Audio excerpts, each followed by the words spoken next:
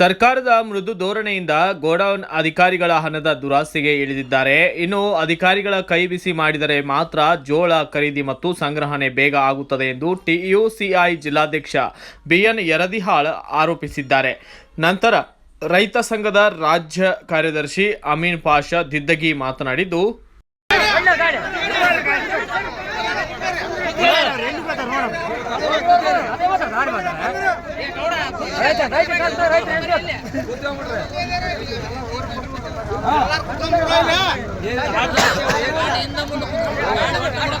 ಅವರು ಸುಮ್ಮನೆ ಕಾಲಹರಣ ಮಾಡಕ್ ಬಂದಾರ. ಅವರು ಕಾಲಹರಣ ಮಾಡಕ್ ಬಂದಾರ, ಜೋಳ ತಗೋಣಕಂತ ಬಂದಿಲ್ಲ. ಅವರು ಮಿಷನ್ ಕಳಿಸ್ತೀನಿ ಅವರು ಎಲ್ಲ ಕೇಂದ್ರಕ್ಕೆ ಮಿಷನ್ ಕಳ್ಸಲ್ಲ. ಅವರು ಒಂದು ಎರಡು ಇರ್ತಾವ ಅವ್ರ ಹತ್ರ, ಒಂದಕ್ಕೆ ಕಳಿಸ್ಬೋದು, ಓಸಕ್ಕೆ ಕಳ್ಸಲ್ಲ. ಅವರು ಮತ್ತೆ ಅದೇ ಹಣ ಬರ ಮಾಡಿ ರೈತರಿಗೆ ಜೀವ ಇಡ್ತಾರೆ ಅಷ್ಟೇ. ಬದ್ಲಿ ಏನು ಹೌದು, ನಾನು ನಿನ್ನೆ ಹೋಗಿ ಬಂದ ಕಂಪ್ನಿಗೆ. ಅವರು ಅಮಲ್ರಿ ಹೇಳ್ತಾರ ಏನಾದ್ರು ಮಾತಾಡಿ ಹೋಗ್ರಿ 10 ನಿಮಿಷ ಇಳಿಸ್ಕೊಂತಾರಂತಾರ. ಅವರು 10 ನಿಮಿಷ ಇಳಿಸ್ಕೊಂತಾರ. ಅವರು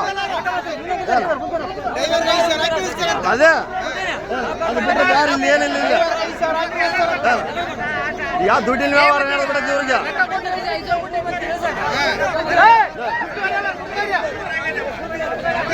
ದುಡ್ಡು ಕೊಟ್ಟವ್ರಿಗೆ ಎಲ್ಲರೂ ಹೋಗಕತ್ತೇವ.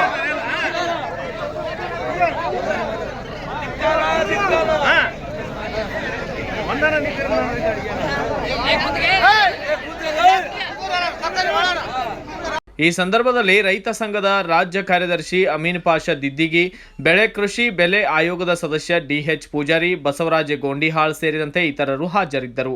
Bureau report, Basavaraj Bukkanahatti, BV5 news Kannada, Sindhanur.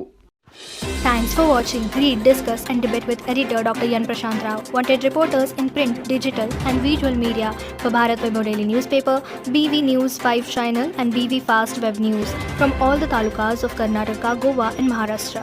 If interested, send your resume to 9019229369.